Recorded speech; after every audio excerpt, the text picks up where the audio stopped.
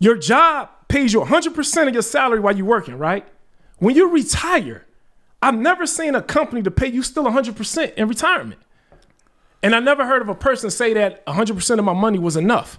So if you're working and 100% of your salary is not enough for you to live the way you want to live, then what make you think you're going to retire and then all of a sudden that's going to be enough money for you to live?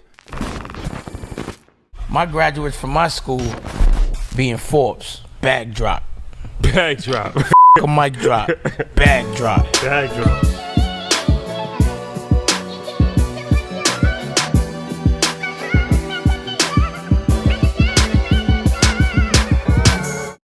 All right, guys, welcome back. Yeah. EYL, we're back home. Dope episode. This is something that has been probably over a year and a half in the making. Maybe longer. Longer than that. Yeah, right before COVID. Yeah. He's on the phone and everything. It's supposed to happen. Yes. But nothing happens before it's time. That's right. So Jemal King, better known as 9 to 5 Millionaire, somebody that we got introduced to a few years ago. Super great backstory that we'll get to. Incredible. Just did InvestFest for us. Thank you for doing that. Appreciate it. He has his own InvestFest story. We'll get to that too. Yeah.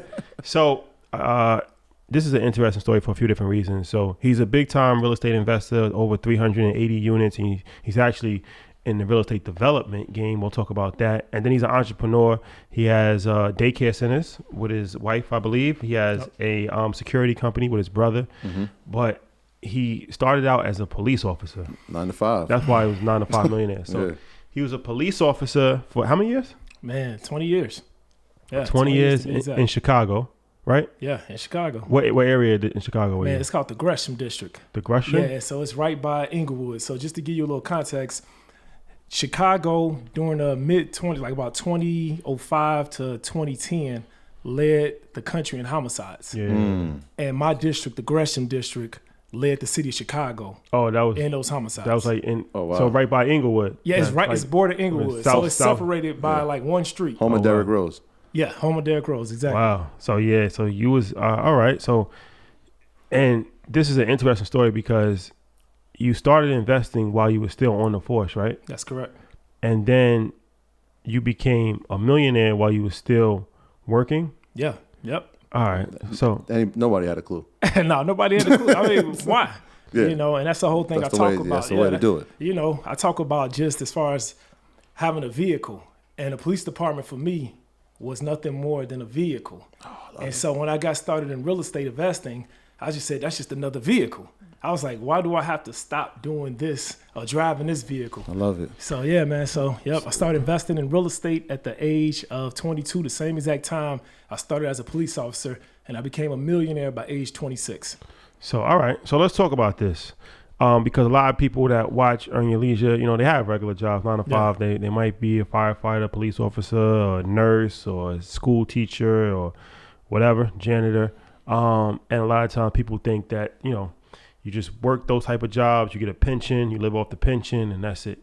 That's how you become a millionaire. You become a millionaire with your pension when you're 65. Yeah. They don't necessarily think like you actually can be an entrepreneur at the same time. So, all right, let's start at the beginning.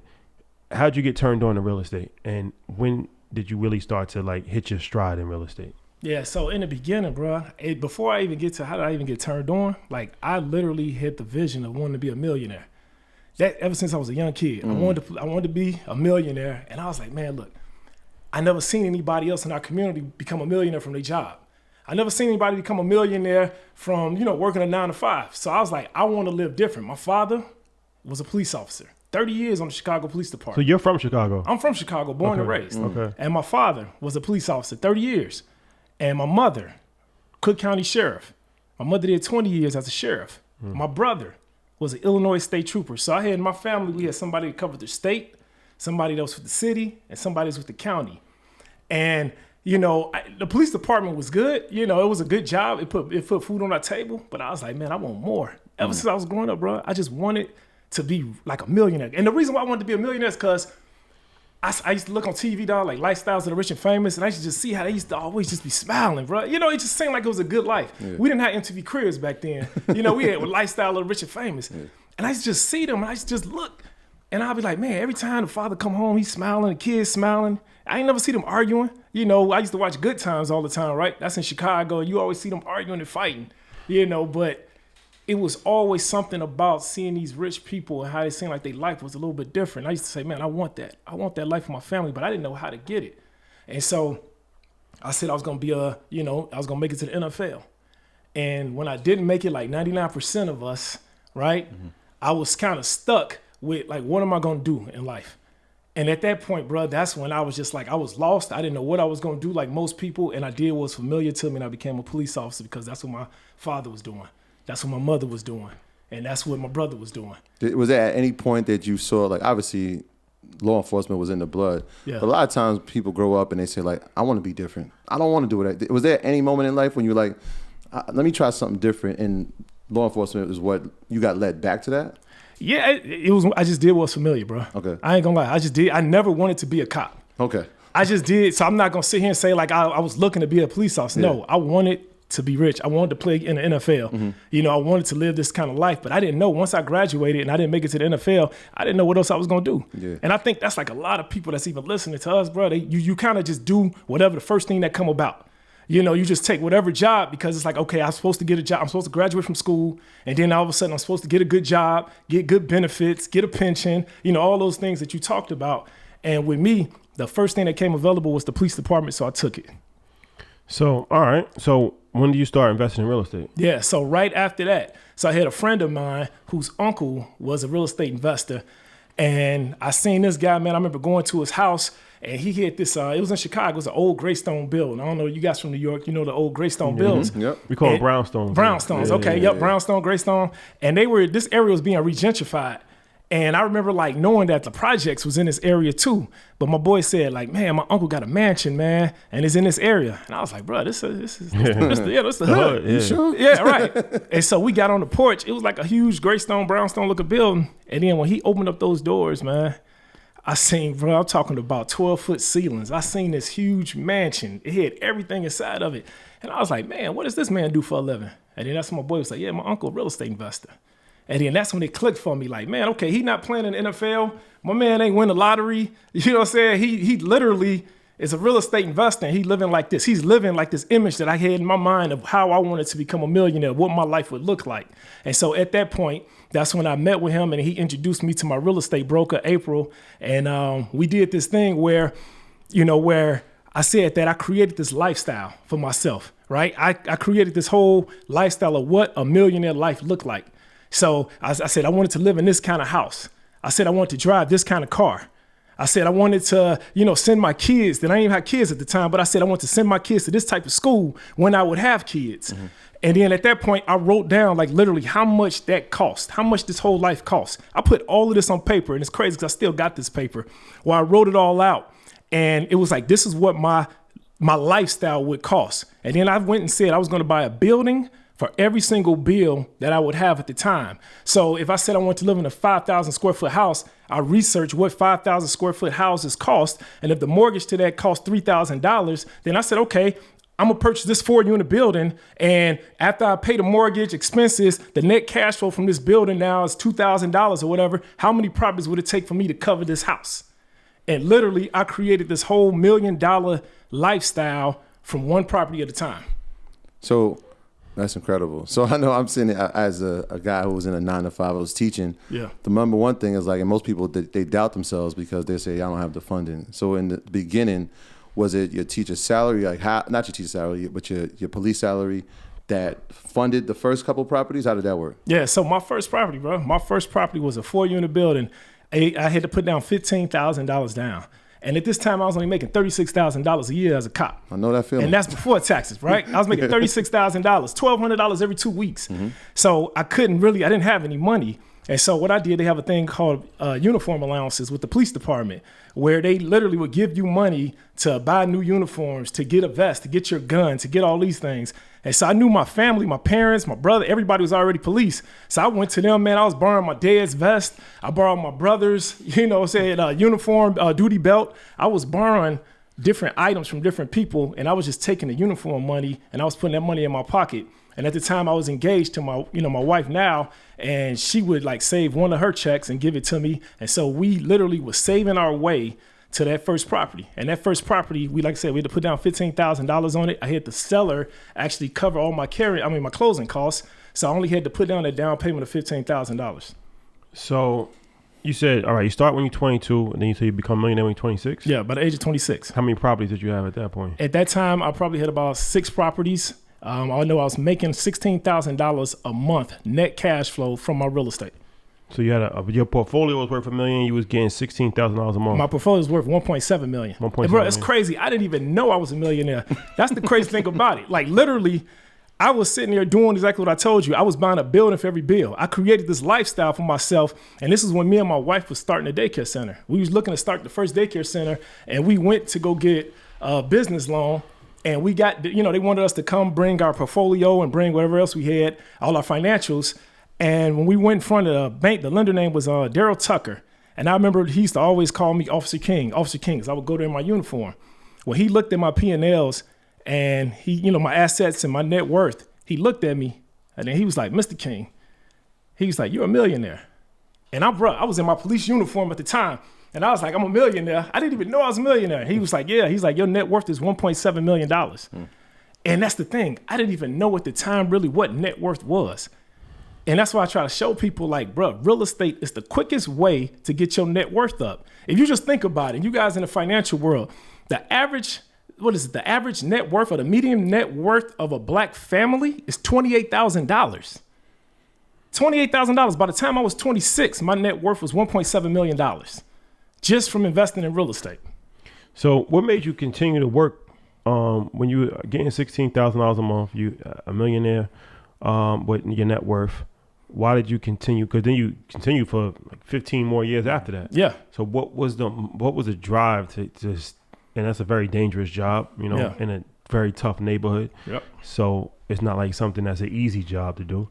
Why did you continue to be a police officer? Bro, the thing about it is you always hear people talk about quit your job. If you want to make it, you need to quit your job. And I was surrounded around 15,000 other police officers. So being surrounded around all these 15,000 police officers, I had 15,000 other people that wanted to rent, 15,000 other people that I could sell properties to. I told you, my wife and I started daycare centers. I had 15,000 people that was having children that the police only trust the police. I don't know how it is, but if you think about it, it's true. The police only trust police. And so now here it is when the police was hearing that, hey, this police officer got a daycare center. And you think about it, the police department is 24 hours.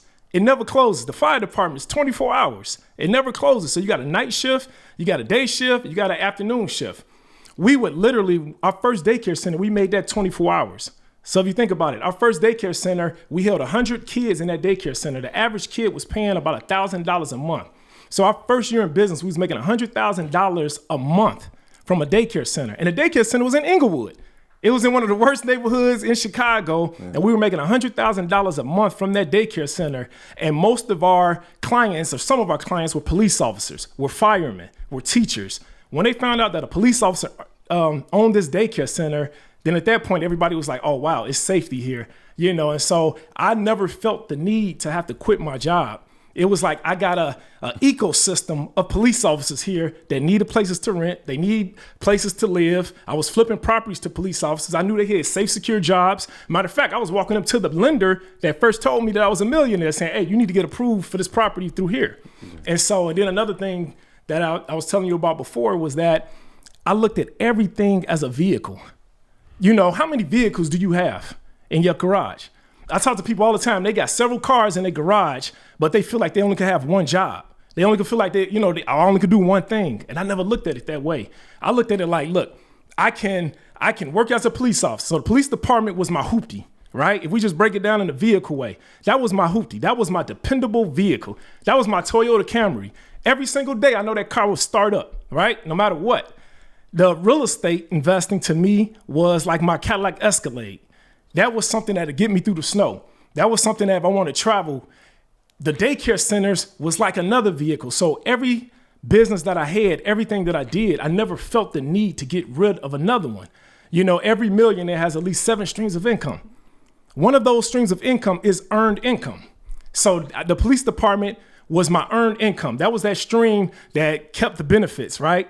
It kept those things that we have as you as a teacher, right? Yeah. And so your pension, your health insurance. And people be so quick to leave a job. And it's like, look, for if everybody out here is like Troy, you know, where you leave your job and then start a podcast, the number one podcast in the world, that's cool. But for the most people, for the regular people, bruh, I got a wife.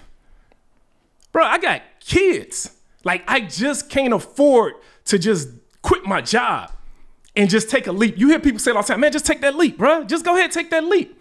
And I say, man, look, the time is going to come when you can know that you need to leave your job. Because I did leave my job after a while. But in the meanwhile, during the process of becoming, I felt like my job was not getting in my way. My job, if anything, it kept me straight because I was the type, bro, where I didn't save for emergency funds. I hear people all the time talk about like, hey, you should save for an emergency fund. Bro, when you going through life and going through the things that I went through as a police officer, every day was an emergency. Bro, my first month on the job, my first call on the job, my first call on the job was a disturbance. And I never forget, bro, it was a disturbance. This is my first job, my first call. We get a call of a disturbance and we get to the location, and this is in Gresham. We get to the location and they say the family was sitting outside and they like, officers, Uncle Fred didn't take his medication today. And they's like, yeah, we need you to go take care of our uncle. And we like, okay, cool. Uncle Fred, medication. They didn't even click on me. I was a rookie, right? And then so we go upstairs to the third floor where you know where the guy was at. The second we got upstairs, we see this guy, no shirt on, army fatigues. Uh-oh. Dude had a bandana tied around his head.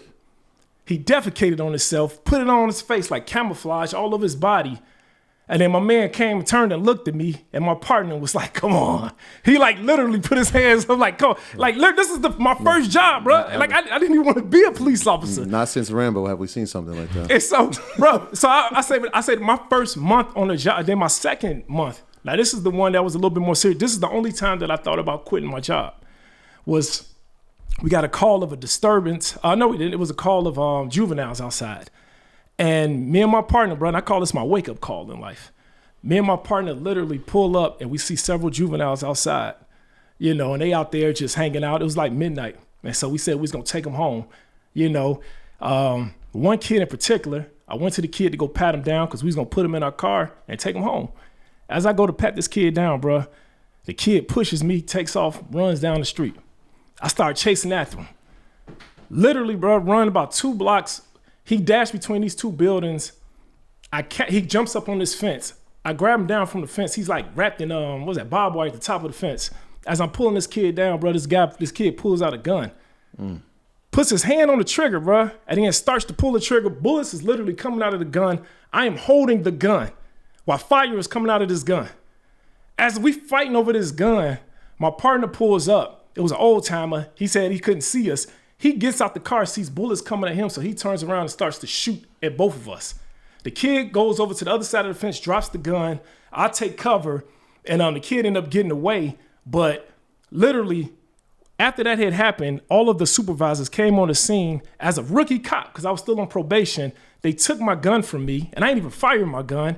They put me in the back of a squad car, and they told us to sit here because my partner fired 16 shots. And all his bullets went across the street to another building that was across the street. So they said somebody's probably in this building dead. So here it is, though. They took my partner, put him in one car, put me in one car, and literally I'm just sitting here in the back of the car just thinking to myself. That was the only time that I wanted to quit, where I was like, man, all I wanted to do was have a secure job. I just wanted a job with benefits. I just wanted to be able to take care of my family. And now here it is, I'm possibly fighting for my life right now, after I just literally got shot at. And so it was things like that where I was like, okay, cool. I'm done with the mindset that most people have on their jobs, where you're like, okay, I'm gonna let this job take care of me for the next 30 years. I'm gonna buy into the system of the company, but I wasn't finished with this one stream of income that I had at the time. So those are my first 2 calls ever. But at that point, bro, I was just like, I got this vision of how I want my life to be. And no matter what this job brings me, no matter what's going on, I'm going to get there. And I think a lot of people quit their jobs prematurely. You know, you just think about it, a lot of people just quit their jobs prematurely. So I never wanted that to be me. I said I have a vision of how I want my life to be, and I'm going to maintain. I'm not going to let this one stream of income that I have get away from me, because I knew I was leveraging the police department, leveraging my 9 to 5 in order to purchase real estate. When you drew up that plan, because that's like, I've never even thought of that, right? Like, not only are they your colleagues, but they are going to eventually be your clients. When you drew up the plan, was that originally the vision, or did that come along the way, right? Because I'm thinking like daycares, that makes so much sense. Yeah. Why wouldn't you be doing that? So did you know that prior to going in? Or as you're going and saying, real estate, all right, well, I can rent homes and sell homes to them, but hey, they have children too. I can do a daycare too. And then the second part to that is like, that's 3 different streams. You have a job that is pretty intensive. So what's the balance like with managing all that? Yeah, so for managing, for me, it was always just like Rashad just got through saying, I have a chain of daycare centers with my wife. I have a security company, pretty large security company with my brother. So I literally put people in place or start businesses with people that's family, people that I trust, that I love, that's friends of mine. And so that way it doesn't feel like a job. I'm with my wife all day long, and so that way we're able to, we were together already. So it's not hard for me to manage that. Same thing with my brother. So it's not hard. I like to see other people making money at the same time that I'm making money. And so it never seemed like it was anything that I had to work hard to do.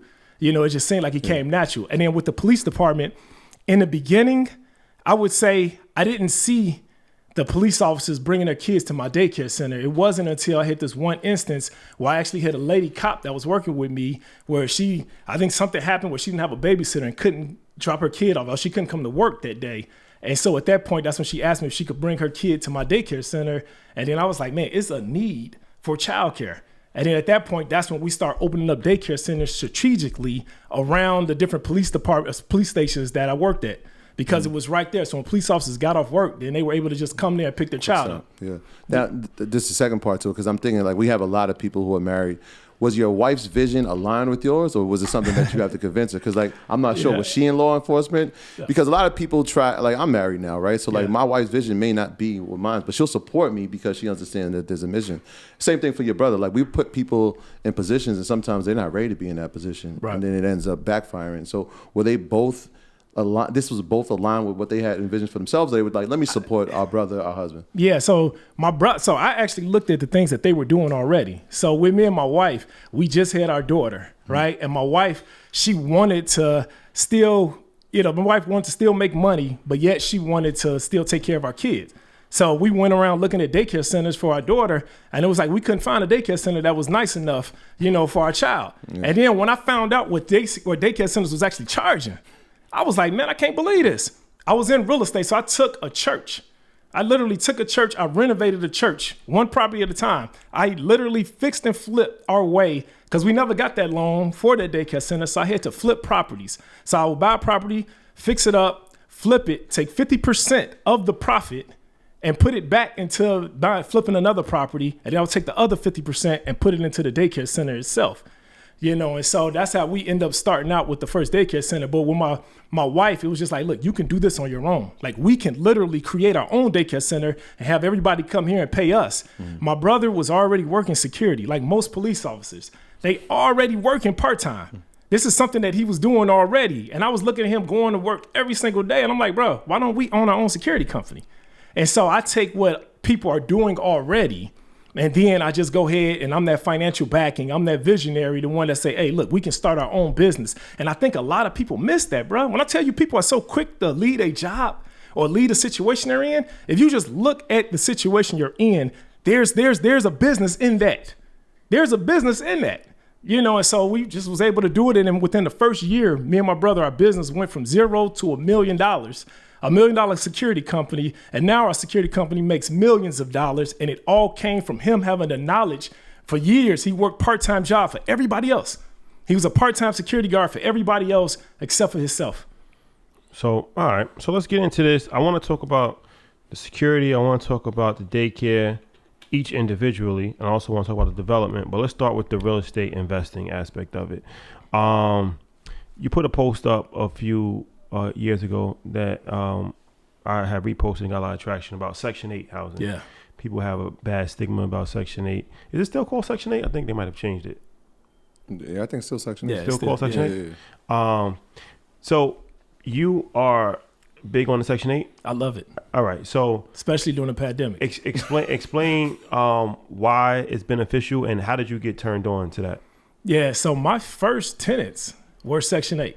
I started out with Section 8. So my real estate broker, she told me, as a police officer, we look for secure money, right? I'm a city worker. So first and the 16th, I know that I'm going to get my money. The first and no matter what happens, no matter with the economy, no matter what's going on, that first and the 16th, police officers look for that paycheck.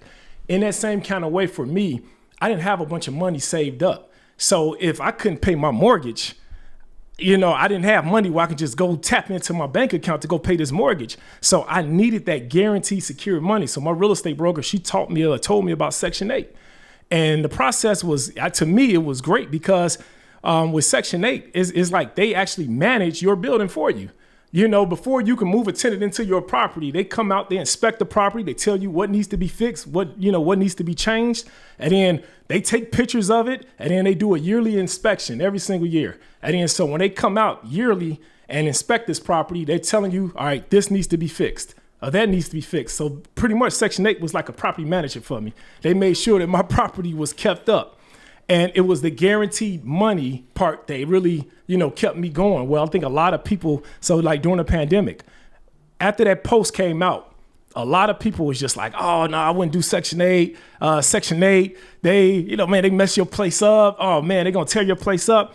And I'm like, I didn't have that kind of result because every single year they're doing an inspection and they know if the damage came from the tenant or if the damage or if it's something that's on the owner that needs to be fixed. And so for me, I was just like, man, Section 8 is the way to go. When COVID struck, though, everybody tended, like people stopped paying, right? People stopped paying. The only people that was still paying and paying on time was Section 8. Because that's the government paying for them, right? It's the government paying for them. The government pays 100% or it's like... Well, some people have co-payments, right? Okay. And so I have tenants where they do pay 100%. I have tenants where the tenant has a $50 co-payment. Yeah. And I'm talking about where the rent might be $1,300 and the tenant only have to have a $50 copay. I have some tenants where the government pays 50% and the tenant pays the other 50%. It's a program where it's designed to get tenants to become self-sufficient, right? It's designed to get people to become self-sufficient. But like I said, I've had tenants over the last 10 years that's been on Section 8. And I love it because like I said, it's guaranteed money. And whenever you're building a business, I think that in the beginning, now I have so many units where if I have a tenant that doesn't pay, that's not Section 8, I can profit from another property. But in the beginning, and I tell this to anybody, when you're starting out in real estate, I would definitely start out with secure, guaranteed money because you can't afford to miss a payment. And it's a common misconception people have about Section 8. They think it's only for public housing.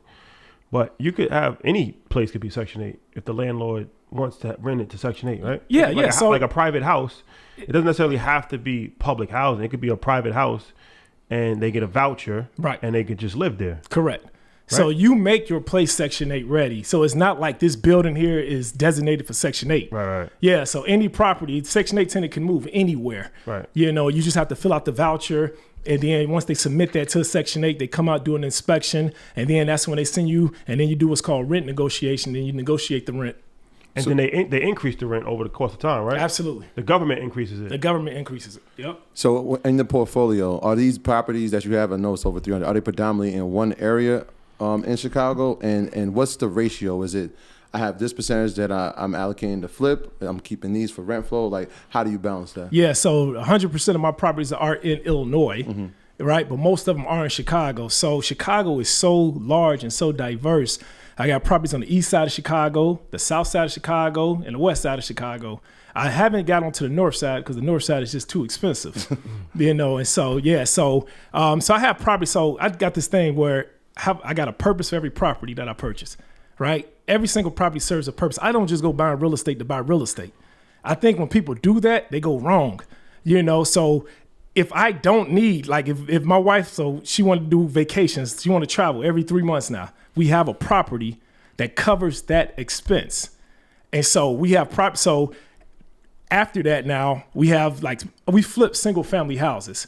And so we keep in our portfolio multi-unit buildings. And so those are our cash flow properties that take care of everything in our life that we needed to take care of. And then the single family houses, we flip those because we find single family houses more easier to flip, because you got right now is a housing market and everybody's looking to move into a home. And, we're still flipping houses. People are still buying even right now with this so-called pandemic or high interest rates. And really, to me, interest rates are not really that high. When I first got started in real estate 22 years ago, the average interest rate was about 8%. Where today, right, and people was happy for that. I remember I don't remember, but I've heard back in the 80s, interest rates was like 18%. Double digits, yeah. Yeah, they were double digits. And so, people were still getting mortgages then. And so, so right now we fix and flip, and we still fix and flip multi-units for people that's doing house hacking. House hacking where the owner would live in one unit and rent out the other units to cover their mortgage, which is great for somebody that's retiring from, being a teacher, being a police officer, and you're looking to supplement that income. House hacking is the way to go. So those are the types of people that we flip properties to. So you put on Instagram that the 5 keys to protecting your rental investment. Let's go through each one of them. Property insurance? Yes, you gotta have property insurance. I remember when I did my second property, I had property insurance, but I didn't have the right property insurance. I didn't know that you have to have a policy that covers theft. And so I had property insurance on the property, but it just covered tenant. It was a tenant policy as opposed to a renovation policy. And then so because I did not have property insurance, the right policy on that property, somebody broke into that property and stole. I had all the material in there. I had everything in there, and they ended up ripping me off and taking everything out of there. So people need to make sure they have the right insurance policy. So the right insurance policy should have theft insurance. What should the right insurance policy have? It depends on what you're doing. Okay. So if you're doing a fix and flip, you definitely want to make sure that you're having a policy that covers theft. Not a tenant policy, because you don't have a tenant in that property. And so, and your insurance agent a lot of times won't even tell you that. A lot of times when investors are getting into real estate, you're just looking to get a policy. And then you're just looking to get the cheapest policy, right? You're just like, man, I just want, once they give you the amount, you're just like, yeah, I just want the cheapest one. But you need to read the fine print and actually get one that's covering what you're doing. Yeah, so like if you're building and you're putting in a stove or you're putting in the fridge, like no time, like people are just, I've seen that happen where people will take these type of appliances out of somebody's house while they're building it. Like, oh, bro, all the time. It just happened to me probably several months ago during the pandemic. We literally moved appliances into a house, and then like within 7 hours, all those appliances came right out the house. 7 hours. 7 hours. Wasn't even a whole 24 hours. Somebody saw us moving appliances in. They came there and took the appliances right out of there. But that type of policy, that you can actually write that off, or you can actually get reimbursed for that. But if you just had a rental policy, it won't cover that. Do the premiums, I mean, if that happens, do the premiums go up on the insurance? Is that how it works? The same thing like in cars? Yeah, no? I haven't had premiums go up based on something that small. Now, if you're talking about something major, then of course your premium will go up. But something small like, refrigerator, $5,000, nah. All right. Property manager? Yes. Property manager, especially if you're a 9-to-5er. If you work in a job, you don't have time to manage your property. And I think that's been the secret sauce to me over my whole time. I didn't have time to every time somebody called me talking about this broke down. I don't know how to fix anything, bro. When I tell you that, like I own over 380 units and I don't know how to change a toilet. I don't need to know how to change a toilet. That's my property manager's job. My property manager knows how to find the people that's going to change the toilet for me. And I think people don't get in real estate because they think that you got to know how to do all this stuff. Bro, I don't know how to do anything. And I mean, I could probably learn how to do it, but I need to be purchasing more properties. Somebody has to be the one that's the visionary. Somebody got to be the one that's actually, buying the properties. And so that's my job. And so have a property manager. And so now when you say, okay, Jemal, you got 380 units. Yeah, I don't know not one of my tenants, and my tenants don't know me personally. But my property manager knows all 300 tenants, right? My property manager knows all the tenants, and I deal with the property manager. So all my tenants pay my property manager, and my property manager pays me. It's easy to deal with one person, but imagine if you had to deal with all of these different people. Too much. It'd be too much. You wouldn't even, now it's like, okay, I need to quit my job because this has become a job. Yeah. You know what I'm saying? So that's been the secret sauce. I have managers for everything that I do, and it's easy for me to manage one person. So now I grow my portfolio to 1,000 properties, fine. I got one property manager, though, that I deal with. Or I can separate it, 500 units to this property manager, 500 units to that property manager. But we have to simplify it. And I think that a lot of times we make things too complex because we're trying to do everything on our own. And so that property manager, even a project manager, if you're doing a fix and flip, here it is, I'm with you guys right now talking to you, and I'm working on 16 fix and flips right now in Chicago. I'm not on my phone right now like, hey, Home Depot, put the chandelier here. Yeah, we want this. No, I have a project manager that knows exactly how I fix up these properties. So that was the next thing. So, all right, so the property manager is 10%. You pay them 10%? Yeah, so a property manager, I pay 10%. Sometimes it can go as low as 7% to 12%. Of like monthly rent? Yes, of the gross. Of the gross. Yeah. And, okay. For the 380 units. Correct. And they manage the property. They manage from A to Z. They manage the property. If tenants leave out, they put the tenants in the property. Now the only difference is if something goes wrong in the property, they're finding the contractor or talking with the contractor to get it fixed. But yet you still have to come up with the money to actually pay for that, whatever it is. And so they're doing the maintenance of it, the shoveling of the snow, the cutting of the grass, all of the stuff that we don't want to do. Right? All the stuff that we don't want to do, that's their responsibility. How do you find a good one? Just referrals? Referrals, word of mouth. The same way how you find a good contractor. I tell people all the time, word of mouth is everything. If you're going to be in real estate, you ask around, ask questions. A good real estate broker should know a good property manager. A good property manager should know a good contractor. Great contractors should know other great contractors. And so everything, as far as in real estate, it is a hands-on contact sport where word of mouth, if it's a contractor you should stay away from, trust me, people know, all the bed contractors. They know all of the bed property managers and project managers. Is there a number that you would get to when it's like, all right, I need to hire more than one property manager? Because you said you spread out the entire state of Illinois. I'm thinking like, damn, for one person to be moving around like that, that's tough. But obviously having Section 8 helps. Yeah. Because, that's guaranteed. That probably goes straight to an account. But is there a number or is there a reason why you just have one and not having, all right, well, you have the south side, that's your area. Yeah. You got the east side. Is there a reason why you don't use that strategy? Yeah, I tell people it could be 5 properties. You got 5 units and switch up property managers. It all depends on how good they are. And right now, the property manager that I have hasn't showed herself to not be good. She's beyond good. So as long as it's still working. Yeah. So as long as it's still working, I'm going to keep buying. Yeah. And I think that's the thing, man. As long as it's working, then I'm going to keep buying. But the second it's not working, then I need to switch it up. Then I need to go figure out, okay, something is going wrong. Let me go find me another property manager, because you're not able to handle all of this. Okay. Project manager. You spoke about that briefly. Yeah. All right. So the project manager oversees renovation? Yeah. Project manager acts as the liaison between you and the contractor. But the last thing you want to do is, here it is, I'm a police officer and I'm out here in the squad car and I'm working, and all of a sudden I got my guys calling me saying, hey, Jemal, we need you to come over here and tell us if this room is big enough. Or, hey, Jemal, is this the right paint color? I mean, that can get, when you're really doing a lot of projects, you need a liaison, somebody in there that knows exactly. I got 2 different ways that I renovate properties. I keep it simple. I got 2 different paint colors. They say this is Jamal Gray and Jamal Beige. We keep it simple, bro. We got all of the material, one location. And so my project manager knows this, knows exactly the light fixtures. So imagine I'm only working with this one person, and then we going around. I only got to spend this whole month with this person. Like, okay, these are the type of light fixtures we get. These are the type of this is the type of ceramic tile, marble, granite countertops. These are the type of kitchen cabinets. We have all of this already written out. So now when my project manager goes out there and working with my contractors, he knows exactly what it is I want. And in that way, I don't have to spend time. Time, man, this business is about time. And I didn't get in this business to take away time from my family. I got into it so that I can have more time with my family. And the way to do it, the way to simplify it, is by having the right people in place. So you pay him salary, or he gets a percentage? No, he gets a percentage. He gets 10% of the construction costs. Okay. So he's 10% of the construction costs. So if the construction budget is $100,000, not how much it costs to purchase the property. How much it costs to fix? Just to fix the property, right? He gets 10% of that. He gets 10% of that. Okay. Attorney? Oh, bro. Yeah.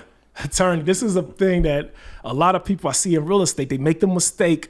They try to cut out attorneys because you technically don't need to have an attorney to purchase a property. You don't have to have an attorney, so people are always trying to cut it out, but attorneys are so important. They're there to protect you. So I got my attorney happens to be my best friend, the one who actually introduced me to his uncle in the beginning. So he's actually my real estate attorney. But, he's there to make sure that if there's any problems with my tenants and I do have to go through an eviction, he's working for my best interest with my property manager, and they're working together. And so real estate is all about your team and having the right team and having them all working together. So, that's a lot of units, right? So are you doing this in an LLC, or is there a holding company that's getting them? Because I know some people will take the strategy, like every time I get a property, I'm going to create a new LLC so I can keep all the finances straight and everything could be very streamlined. What's the approach that you take when you're obviously, accumulating units? So if I'm going to fix and flip the property, then I just have that in a separate LLC. But if we're keeping them, we have a series LLC. And a series LLC is where each property is its own LLC, but it's under the umbrella of the parent company. And the reason why we do that, imagine if something happened if we had all of our properties under one LLC, imagine if we got sued. And I've had this actually happen once before. I had a guy that was, he was visiting one of my tenants, and he was on the back porch. He said he was taking the garbage out. He slipped and fell down the back porch of the property. It was ice on the porch. He grabbed hold to the neighbor's fence, which had the spikes at the top of the fence. He cut his pinky finger. He got 3 stitches in his finger, 3 stitches. And my man was suing me for $30,000 because they were able to see at that time that all my properties was under the same LLC. And so that a lot of times that opens what they call a corporate veil, where they can see literally that you have everything under one LLC. And so now it's like, okay, his attorney was like, this guy can afford it. This guy owns all of these different properties, as opposed to putting each property under his own series LLC. And then now, if that guy sued me, then now he only can come after me for, whatever in that property, as opposed to coming after everything that I have. It's good to have he didn't win, by the way, though, but That's why you got the attorney. Yeah, that's why you got the attorney. Attorneys. So, all right. You got 17 properties in 15 months at one point? 17 properties in 15 months. No, we just got 130.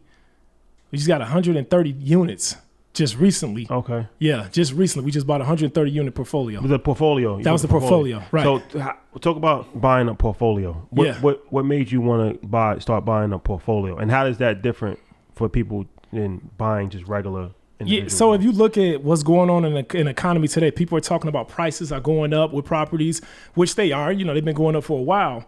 But all of these properties that the banks were foreclosing on, now banks are left with just blocks and blocks of properties, right? And so the banks now left with when people wasn't paying rent over this whole time. So now the banks have foreclosed on these properties. And so now they got all of these different properties in their REO list. And so here it is. The banks have these properties and they're not selling them individually. And so they're selling them as groups of properties. And so if you want to buy them, they're saying, let's say it's 10 properties in this portfolio, you have to buy all 10. But when you buy all of the properties, you can leverage your money by buying all of this and get these properties 50 cents on the dollar. And so that's the new game now. So it's like, okay, cool. Let me go buy portfolios as opposed to buying individual properties. In the market right now, when you're going out buying individual properties, the market is saturated. You might have 10, 15 other people trying to buy the same property. But when you're buying a portfolio, many people can't come out there and spend. This portfolio cost us $6.8 million. So this portfolio cost $6.8 million. It hit an ARV, meaning an after repaired value. Once these properties were all fixed up, it hit an ARV of $20.1 million. And so, but most people can't afford to pay $6.8 million for 130 units.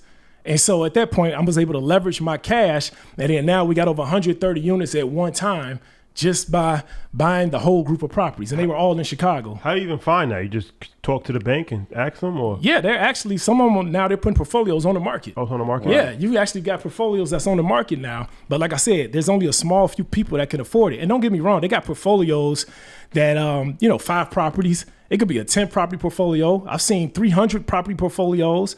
There are all types of portfolios out here. Some of them you can get through your real estate brokers. Some of them you might get from, your banks. You can go to the bank and ask them if you have a relationship with the bank, where's your REO list? And then a lot of, banks, they'll give you that list if you have a relationship. A lot of times they keep them hush hush. They're But like, what's that? yeah, exactly. Right. They're not just telling everybody. But yeah, so that's the new game. And so a lot of these properties, you're coming in, getting them 50 cents on the dollar. So I tell people, you got to change as the market changes. You have to change your strategy on how you're actually getting your properties. The more you know. You said something, and it's very important. Your level of exposure will determine your level of success. Always. And so as you're on this journey, I wonder who and what rooms are you going into to learn more, right? Because you said you didn't really know anything in real estate, but you had to learn it. So who are you being exposed to that is giving you the lessons in the game in real estate? And then on the other side, it's like a double-edged question. As you're growing the portfolio, right? And you're still a police officer, you're Officer King. No, I'm not a police officer no more. No, I'm saying not now. No. Oh, okay. As you're doing it. As you're doing it. Yeah, I know. 2019, we said we're done. Right? As you're doing it, I'm sure your colleagues are looking at you like, hey, we're going to watch the game at Jemal's house. And they're like, wait, how is he doing? Are they now looking at you to be a mentor? Like your colleagues are looking at you? Like, how does that work? So are you getting advice from somebody and then now are you giving it? Yeah, so back then, bro, it wasn't many people that I could go to. It was kind of like I was a pioneer in my area, right? In the police department. It wasn't any other multi-million-dollar police officers out there buying real estate that I know of. Mm-hmm. And so I was going through doors in uncharted waters. I was one of the first people that I know of that was actually just going out here buying up all this real estate. And so, yeah, your level of exposure will determine your level of success. I got exposed to the type of life that I wanted from a friend of mine, that was actually an NFL guy. And so he was the one that was playing in the NFL that showed me what money really looked like. Like I had no clue. If it was up to me, if I never would have got exposed to him, I would have probably just been a $1 million cop living in a basic house, right? Driving a basic car because I didn't know any different. Yeah. It wasn't until I seen him living in a 10,000 square foot house. Bro, feel this, man. I'm a police officer making $36,000. This friend of mine was my college teammate, and he was living in a 10,000 square foot house. And when I saw this, it left an impression on me. I mean, just it did something to me that I promise you still burns in me today because I couldn't even afford at the time to take my wife to Sizzler. I'm not talking about a real, restaurant. I'm talking about it was things that I couldn't afford to do. And I was still living, in my parents' house. And it wasn't until I got that exposure, right? And that's what this whole your level of exposure will determine your level of success. I was seeing like when I went to go visit him the first time, I seen little kids. They were walking to school and everybody that was walking to school had on a plaid outfit. And I was like, what is it about these plaid outfits? Nobody in Chicago was wearing plaid outfits because you went to public school. Mm-hmm. These kids though all had these plaid outfits and I was like, man, they go to private school. I took that image. I didn't even know the type of school that I wanted my kids to go to. But I knew that whatever school it was, they better be wearing plaid outfits. I knew that I didn't have a vision of like a house for myself. I took that image of the 10,000 square foot house. And then unconsciously, because I was exposed to that, unconsciously now, I got a 20,000 square foot house. And I had this 20,000 square foot house as a police officer. We got to pause when we say that.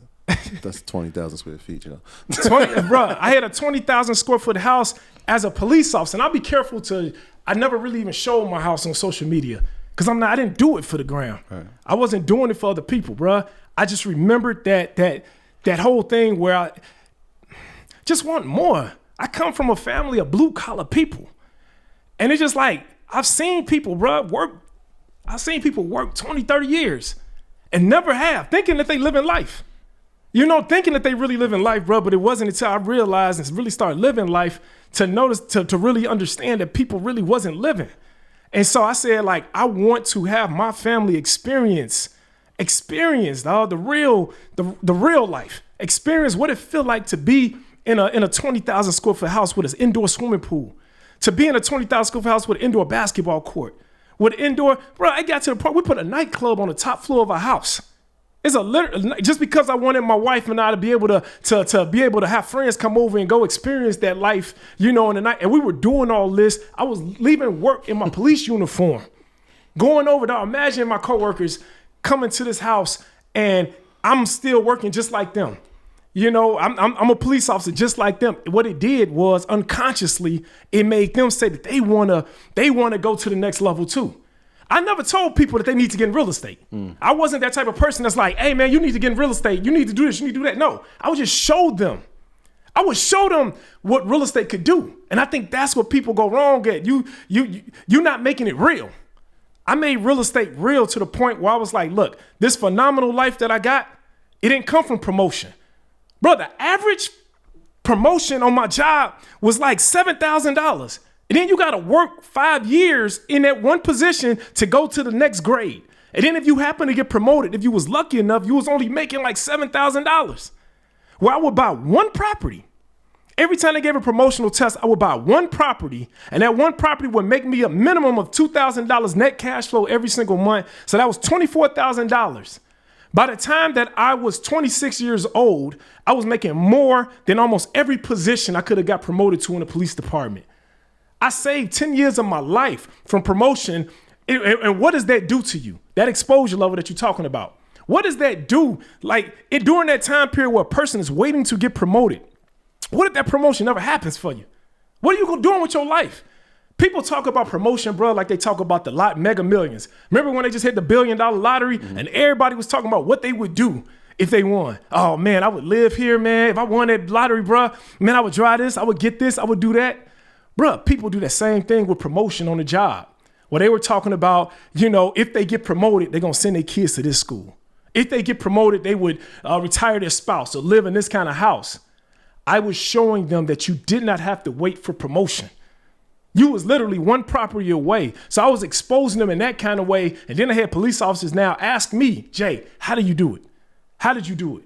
And I just literally, bro, would show them, bro, this property can take care of this in your life. Like, bro, you sitting here, you've been on this job for 20 years and you still in the same position. You done took 10 promotional tests and never got promoted. Look at everything you done missed out on in life. I remember when you first started working with me and you were saying you was going to send your kids to private school the second you got promoted. You never got promoted, so your kids never went to private school. And it's like, bro, you can't put your life on hold. So I would expose them in that kind of way. And then now in my closest friends especially, they all got real estate. And they're all now living that type of life. They've been exposed to that. So, but I can't say that, it was other people, like my friend's uncle, that showed me things, but it was also my friend who he just showed me exactly. I knew I couldn't play in the NFL, right? That door was closed, but he showed me what it looked like. It gave me something to work towards. And I think that's why exposure is so pivotal in people's lives, bro. Like, you got to step outside of your surroundings. You got to know what you're working for. And people just go to work every single day without setting a bar for themselves, like knowing why they doing what they doing. Like, life is short, bro. I done worked with people. They're not even just the people I worked with. On the police department for 7 years, I worked as the wagon person. I literally drove around the city of Chicago. We talked about my district. I drove around the city of Chicago. My only responsibility was putting bodies in body bags. It was so many people that got killed. So many people got killed that year. My only job was to work the meat wagon, and we would drive around the city of Chicago and put bodies in body bags. And it's like, bro, the bodies that we put in the body bags, we had to go through their pockets. We had to literally, before we took them to the morgue, we had to inventory whatever they had in their pockets. And it was people that was in there that had paycheck stubs that was uncashed, movie tickets. They had all these different things in their pockets because they did not know that they were going to die. And it did something to me at that moment where I was just like, bro, I have to live life while I'm still alive. You don't know how much time you actually have. And for me, bro, that exposure just made me, it was exposure from a good way, right? From my friend to exposure of seeing people pass away at young ages. And that did something to me and said, I have to live different. I don't know how much time I got left, but whatever time I have left, I'm going to do what I got to do for my family while I'm still here. And I don't have to be, I think people got the misconception where they think that you have to be talented. They think that you have to, hit it big or become play basketball, play football, things that we do in our community, become a rapper. Bruh, the playing field is even. I looked at real estate. That's something that everybody can do. It's simple. So saying that, how do you turn 9-to-5 money into real estate wealth? How do you turn 9-to-5 money to real estate wealth? You invest one property at a time. You pay yourself first. You take that money, you understand. A lot of people, they find ways to save up for emergency fund. People need to understand that every day is an emergency. Every day that you're alive is an emergency. You don't have time anymore. You take that money, you save up for your first down payment on your investment property. You do it one property at a time. I didn't go buy 380 units all at one time. I did this over the last 20 years. And I had a building to cover every single expense in my life, as opposed to depending on my paycheck, on my job. If you depend on your pay, and bro, you got to really think about this. Your job pays you 100% of your salary while you're working, right? When you retire, I've never seen a company to pay you still 100% in retirement. And I never heard of a person say that 100% of my money was enough. So if you're working and 100% of your salary is not enough for you to live the way you want to live, then what make you think you're going to retire and then all of a sudden that's going to be enough money for you to live? Like you have to, your job is not meant for you to live on. Your job is meant for you to use that money to leverage it, to invest so that you can create the life that you want to live from your investments. That's powerful. You said something about the daycare. And it just struck with me because I remember the cost for daycare. I have 2 children, paying it, and then realizing sometimes it could be subsidized. But then I started thinking like McDonald's in the sense of like most people think it's a fast food restaurant, but it's really a real estate play. And so the daycares, do you own the properties obviously for the daycares? So it's a real estate play and there's a business inside of it. Correct. And then are some of so like obviously you have people coming in, or is it government funded as well? Part of it? Like how does that work? So the great part about it was, like I said, you have to look at the ecosystem that you have. Yeah. So because my daycare center is in the inner city, Inglewood, right? Most of my parents are, I think I'll take that back. 90% of our parents are single parents. And when they're filling out, because they're getting their subsidy, it's just like having Section 8. Yeah. And sometimes it's the same qualifications, same income. So when my wife would have them fill out their paperwork to get childcare, to get free childcare, right? I would actually look at their paperwork and then I would see that these same people qualify for Section 8. Like, where do you live? Hey, where do you live? Now, here it is. How much income? Everything. Yeah. Now, here it is. You're putting your child in my daycare, so you trust me. You trust us. So if you trust us with your child, you definitely trust us where you live.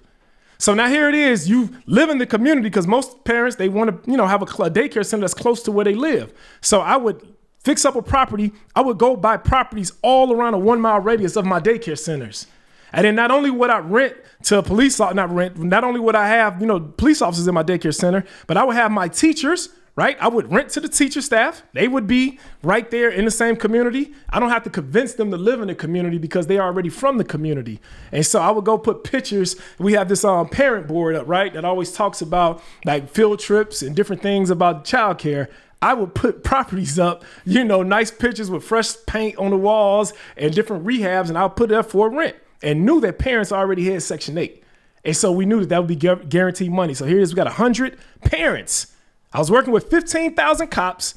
We got 100 parents in our daycare centers. These are also 100 renters that need a place to stay. Brilliant. So, all right, this daycare situation, where does the qualification start at daycare? You have to get like certified by the state. You have to have like, and what kind of buildings did you turn? You say you turned the church into a daycare. Yeah, our first daycare center, it was a church. You owned the church? I bought the church, was in foreclosure. And so I bought the church and then we turned it into a daycare center. So, all right. So what's the qualification? You got to get teachers certified? Like what? So as far as the qualifications to own the center, you definitely first have to have the location. You don't have to own the location, but you have to have the location. And then you have to take a 1-day class. And you have this thing that's called, my wife calls it the Bible of childcare. And it breaks down every single thing that you need, all of the qualifications that you need, what your staff needs. You have a formula to how many children you can have in a place. It's like 35 square foot per each child, depending on the age group of the child. You have to have a certain amount of bathrooms in there. And so they come in, it's just like Section 8, where they come in, inspect the property, and they tell you exactly how many kids you're going to be able to have in this daycare center. And you go to that 1-day licensing class, and then now you have to have certified staff. So you have to make sure that your staff, and they've changed it over the years, but for now is a bachelor's degree for your director. Before it was just, they just needed 2 years of early childhood education. Yeah, I was just going to say 2 years of early childhood education. Now, they've obviously changed it. So how many daycares do we have now? Obviously, you started with the church. How many in the portfolio now? Yeah, so we got 4 daycares. 4. Yeah, The 4 other ones daycares. are houses, No, they're all commercial. commercial buildings. Yeah, they're all commercial buildings. So our first one was a church that we turned into a daycare center. Our second one was right across the street. That was cleaners. That was a dry cleaners that we turned into a daycare center. The third one was an existing daycare center that was shut down for 3 years. And then the fourth one is in a one half senior home, another half apartment complex. It's a 237 unit building. We don't own the building, but we actually we own the daycare center inside of the building. And what's the ages for the kids? 0 to 6 years old. 6 weeks to 6 years old. So what do you have the kids doing? Just like playing with toys and stuff? Oh no, we have a curriculum. Yeah, Oh, yeah? Learning center. Yeah. No, it's actually a curriculum that we actually have for the Like children. teaching and stuff? Yeah, absolutely. Yeah. So we teaching them. It's just like you have in any preschool. Yeah. Yeah, it's preschool. Y'all offering like all day pre-K types. Yep. And at one point That's we shut important. it down before COVID, but at one point we had 24 hours. Oh, for the cops and stuff? Yeah, for the cops, for firemen, and things like Nurses. that. And it's crazy because it's the same building. So if they gave us 100 kids license for daytime care, then you also get 100 kid license for nighttime care. And so you're doubling your revenue just off of the same facility. Wow. Are you looking to scale that? Because I'm thinking like obviously you have 4. You don't really need marketing because it's an ecosystem is built in. Right. Are you looking to scale it outside of 4? Are you trying to add more to it? Well, we were at one point. At one point, man, I had this bright idea. I was like, look, man, we making $100,000 per daycare center. I was telling my wife, man, we get 10 daycare centers, the same kind of size and can hold the same amount of kids. I said, bro, we're going to make $1 million a month. Man, we can make $1 million a month. And my wife was on board with it. She was like, oh, let's do it. And then all of a sudden, man, we had about 500 kids. And my wife was like, It's a lot to manage. It's a lot to manage. Yeah. It was a lot. And then you're not talking about real estate, right? Real estate is a little bit different. It's a property. It's a building. People go there. They live there. They take care of their own self. You don't even have to see your tenants until it's time to pay rent. And now they got it where you can just send you can just Venmo or whatever, just send the money cash out. But when you talk about people's children, it's a little bit different, man. It was just like it became to the point we had little kids in there having seizures sometimes, medical conditions. It just got to the point where it was like, okay, this is a little bit different type of business. And my wife kind of was, and she's the one that's, runs the day to day. I'm the visionary. Remember, I'm the one that come up with the vision. I could start any business, but my wife was the one to say, okay, let me be the one to manage the day to day. And she kind of was like, we don't need to scale it too much. Like, this is comfortable for me. Anything over this is going to start feeling like a job. Okay, so 400. That's $400,000 a month. Yeah. Good business. Beats 36 grand. Let's talk about No, bro. Before tax. security company. Yeah. All right. How did that get started, and what's the scope on that? Yeah. So my brother working, like my brother had my brother in the newspaper one time as making one of the top. I think he was in the top 5 highest state employees in the state. He was a cop? He still is a cop. Yeah, my brother still is a cop. He has about 18 months left before retirement. Shout out to Tommy. And they had my brother in the newspaper as one of the highest paid state employees because my brother was making over $350,000 as a cop. How? Overtime. His base salary was probably about $130,000. And then the rest was all overtime. My brother was working that much. He's just a hustler. I don't have it in me. I mean, he was literally that type of person that can just work 3 or 4 different jobs. He gets off work for the state. They allow cops to work, overtime for them. And then he was doing like other part-time things and like sporting events and things like that. And gone all the time. And I was just like, bro, you making good money, but like you can't live off of this. Like, all right, cool. Like you've made this part-time work your full-time job. And it's just like, how can you continue to live like this? He got 2 sons, and his sons would be playing football games, and he never could make it, or he would try to take it. It was just rough. And then I was just like, man, look, why don't we just go ahead and do the same thing that you're doing? My brother's a sergeant, so he already commands different people in the state police. Like he literally got people that call him sergeant, and that's a part of his team. He's like, why don't you take the same idea, the same thing that the state is paying you for, why don't you do that for yourself? And then at that point, our first contract that we had, it was the pipeline. You guys remember the pipeline that they had where they were, what's it called? The North Dakota pipeline. Oh, yeah. Yeah, the North Dakota pipeline. That was our first contract. To secure it? Yeah, to secure it. So So the government was trying to find security companies to secure throughout the state of Illinois. The North Dakota pipeline went all the way from the tip of Illinois, and Illinois is a long state. It's not really wide, it's just long. And so from the tip of Illinois all the way down to the bottom, they needed a security company to secure it. And so no security company had the man force to be able to secure, because this was like a 4-month contract. And then it's like, okay, you logistically, you need hotels for your security guards. It was 24 hours. So they needed security 24 hours all the way from the tip of Illinois all the way down to the bottom. How many people is that you need? Oh, bro, I'm about to break it down to you. Right. My brother, though, Tommy, because he was a state trooper, here you go to ecosystem again. My brother was able to go from the state police all the way from the tip all the way down to the bottom. Chicago police is only in Chicago. So my brother, being a state trooper, he was able to get in contact with every single state police department along the pipeline map. And he was able to contact each of them and find out, who wanted to work part-time for this pipeline and who wanted to do it. And so we had a meeting. We had we had state troopers from the country, bro. I'm talking about from like Farmer Town. And they all came and we had a big meeting, and they found out that it was us. Here's 2 black guys, and 99% of our workers are all, white guys from different parts of the state. But yeah, we had the contract, and we were one of the only companies that was able to fulfill that contract because my brother was able to hire state police officers, look within his network. He was able to hire state police officers to cover that. And I mean, bro, that was a multi-million-dollar contract. How many people was it? We probably had at least about 65 people. I thought that many. Yeah, it's not that many, but it is. Their responsibility. I mean, they're trying to build a pipe, so they just standing there. Like, what's the role? Oh no, you just sabotage the situation. Yeah, so they was paying.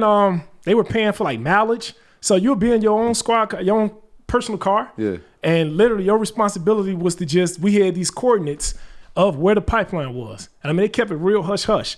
And then their responsibility was you had checkpoints along these coordinates. And their responsibility was to drive up and down the highway during that area, because it was people, it was indigenous. It was a lot of protesters. Yeah, it was a lot of protests. And they had a lot of indigenous people that was kind of like fighting against it, because there was a lot of sacred land and things like that it was hitting. Yep. And so, bro, man, let me tell you a real quick story. Craziest thing, when we finally got the contract, they had us in a hotel room. And it was like something out of a movie. It was me and my brother. It was like our supervisor and another guy. They had us in this room. And these federal guys come in and they're talking to us, and they're like, all right, congratulations. You guys got the contract for the pipeline. And they was like, okay, we want to introduce you to one of our guys that we have that's in the inside. He was like kind of like a spy, right?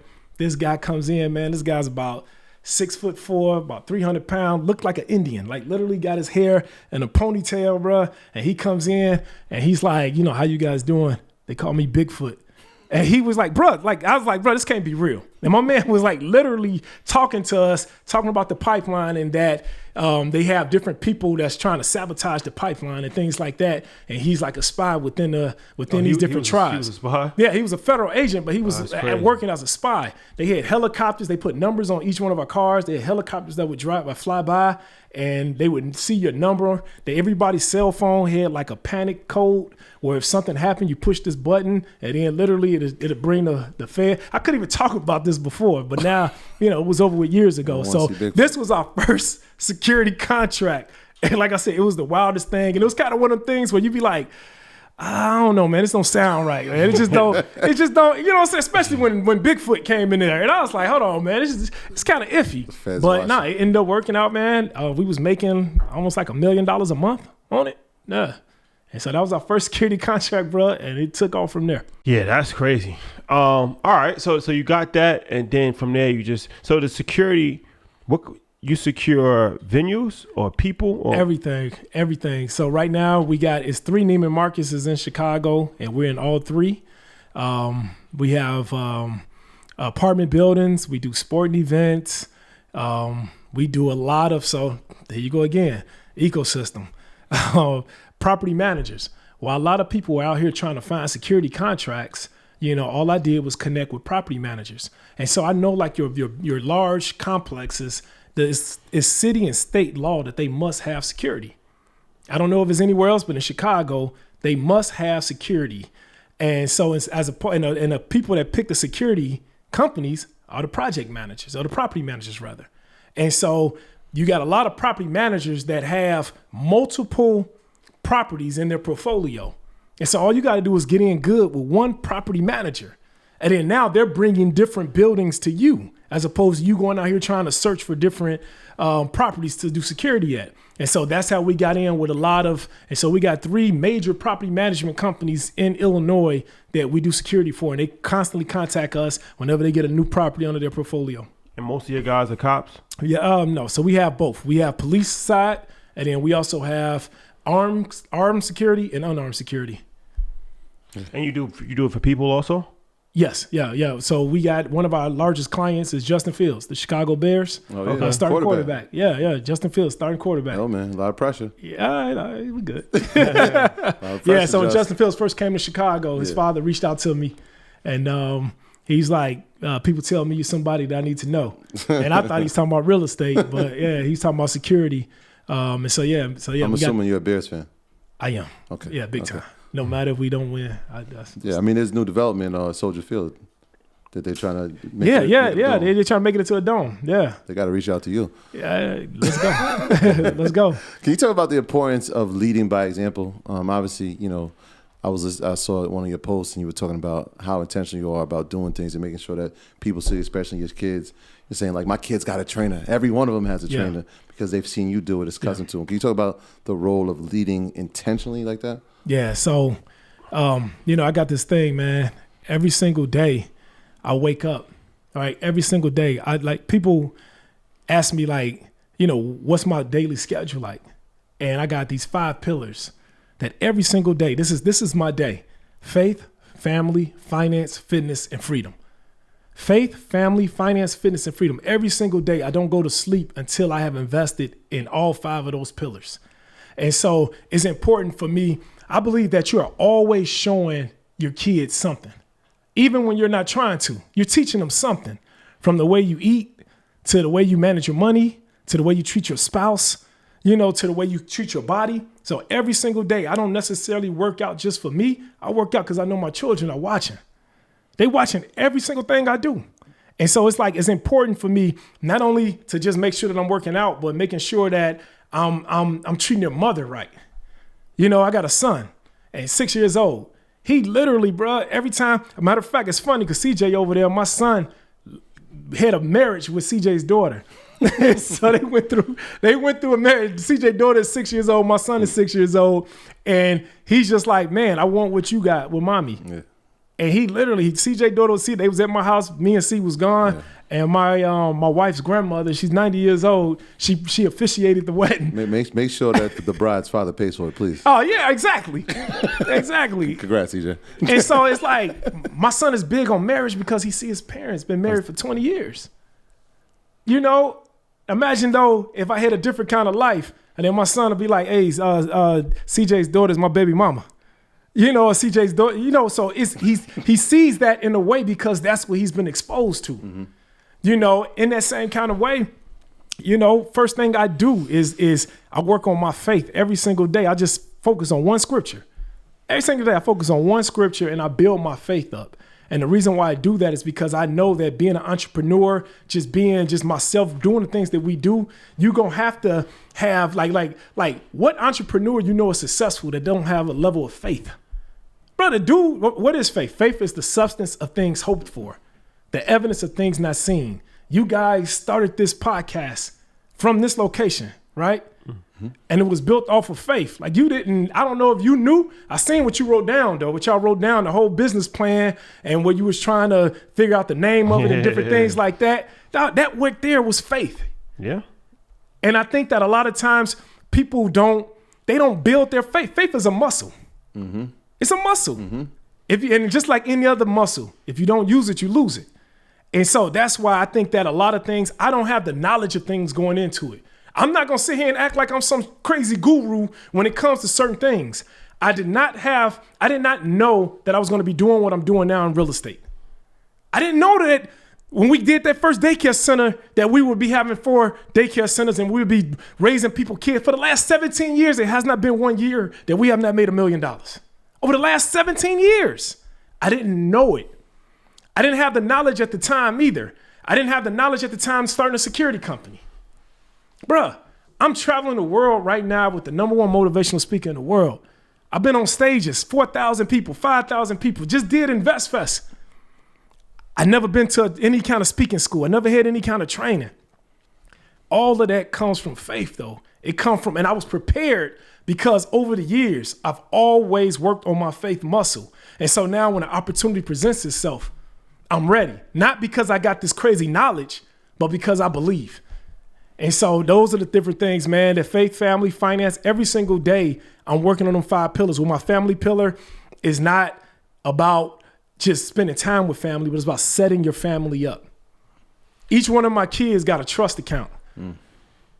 I tell people all the time, there's no reason why your children, everybody's children in 2022 is not going to be millionaires. It's too simple right now. I got a building for each one of my children, and the net profit from the building goes to their investment account. So now by the time my children are my age at 40 years old, each one of them will have millions in the bank because of compounding interest. It's like, it's that simple.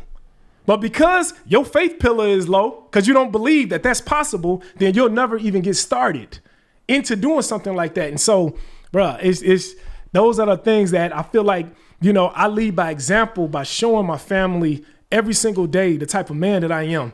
I get up every single day. If somebody want to know what I'm doing or where I'm at, all they got to do is find me in them 5 pillars. Before we leave, I want to talk about the skyscraper that you're building in Chicago. So you're on the development side. You showed us the picture, very impressive. So talk about that. Yeah, so man, this is a skyscraper, bro. This is another thing that goes to the faith, something that I've never done before. No, I don't have any expertise in building skyscrapers. The most I've done was my house was 10,000 square feet when I bought it, and I added another 10,000 square feet to my house. That's the only development that I've ever done. But my business partners, Johnny Mullins, Mark Buford, Damon Stewart, and Gerald Williams. Johnny Mullins is one of the top Black architects and developers in the country. He's done over 90 skyscrapers. And so my whole thing with just connecting yourself with the right people, you know, and so, yeah, we have a skyscraper that we're doing. I'm not going to say the location just yet, but let's say it's in a very hot area of Chicago. And this skyscraper is something that's built by all Black development team. And, you know, it's something that hasn't been done before. And not just that it's being built by all Black development team, but it's owned by all Black ownership team. And yeah, we all came together and it said, it's time for us. It's like we always look to this generation. We look to past people and kind of like, oh man, like, oh, they developed this, they developed that. Yeah. It's our turn now. There's no longer, you know, those people. We are those people now. And I think a lot of times, you know, with everything, we look to the past and it's like, bro, when are we going to step up and do it? And so, yeah, this development is a $70 million development.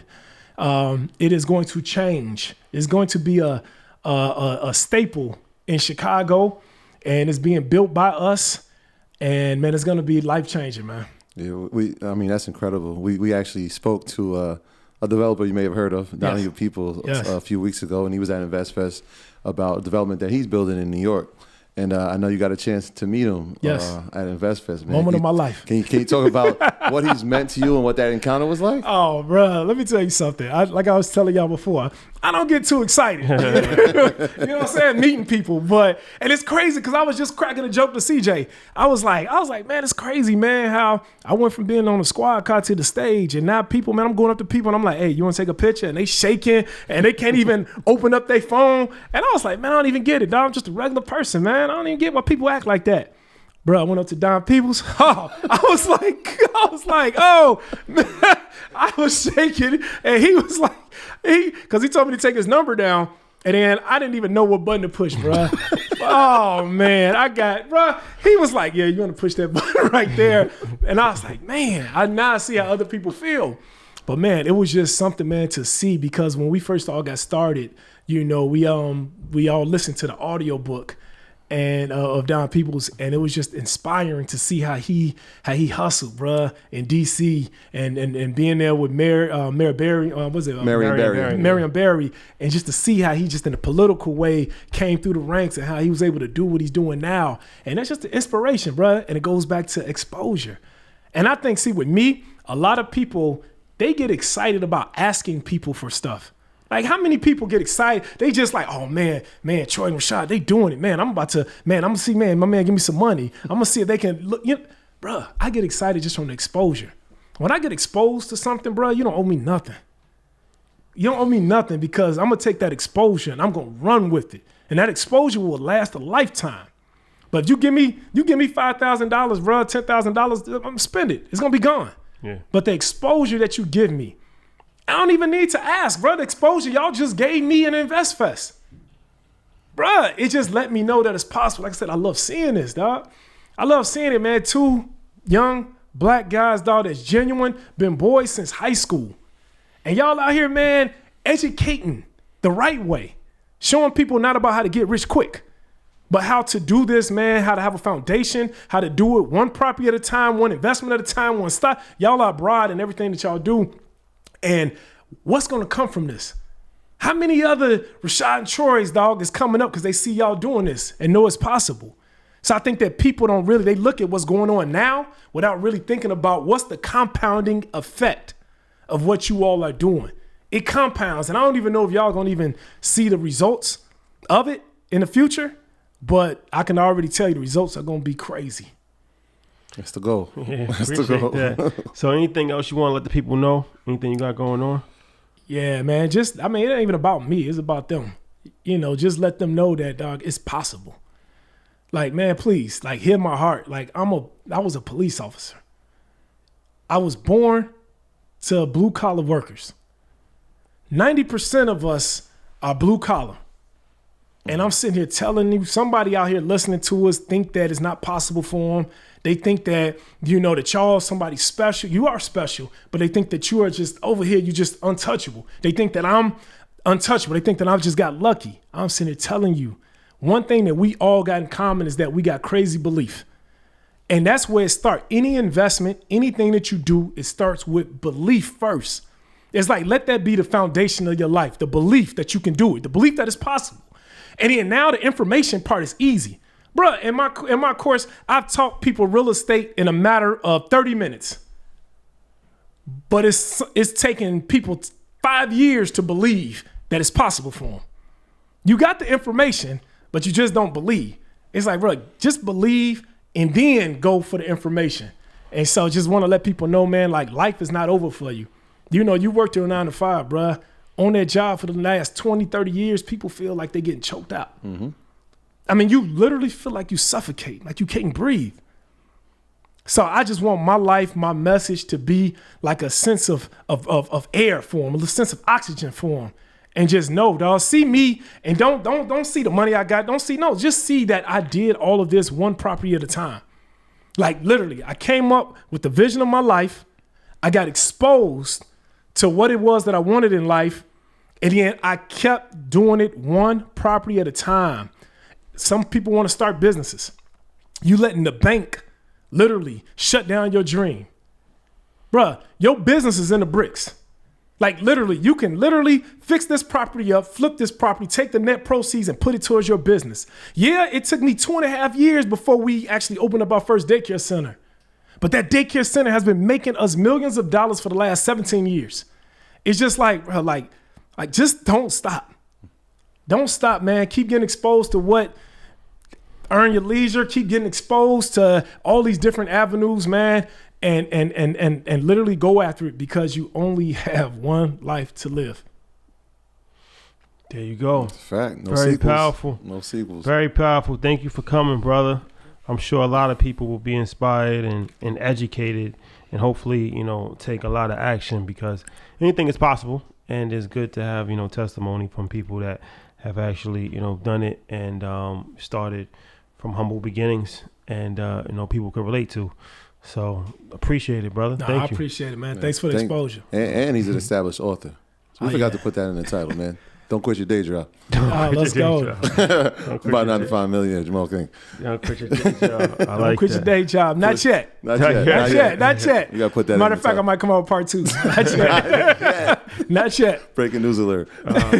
Troy, housekeeping item? Yeah, shout out to everybody on patreon.com. Shout out to all of our earners on EYL University and some of the earners that are not part of EYL University just yet, man. So shout out to everybody that's been supporting the movement. And I said it's a movement because it's bigger than a moment. That's what we are building, is a movement. So shout out to all of y'all.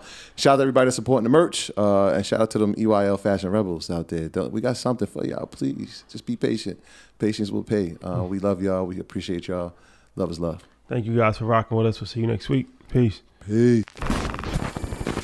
My graduates from my school being Forbes, bag drop. Bag drop. A mic drop, bag drop. Bag drop.